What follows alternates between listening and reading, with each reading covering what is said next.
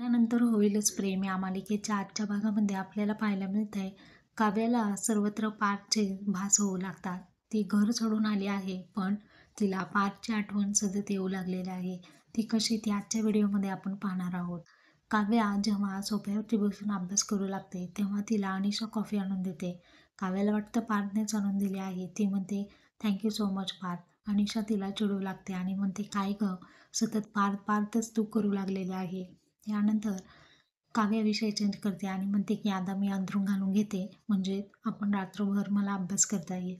अनिशा म्हणते काय, अगं आपण बेडवरती झोपूयात ना, काय चाललंय तुझं, अंथरूण कशाला घालायला हवं आहे, तुला काय झालंय, पाठची सतत तुला आठवण येऊ लागली आहे का, असं अनिशा म्हणते आणि तिला चिडवते. तेव्हा काव्याला समजतं आपण त्या घरी नाही आहे, इकडे माहेरी आलेलो आहोत. अनिशा तिची खूप मज्जा घेते, हसते आणि काव्याला चिडवू लागते.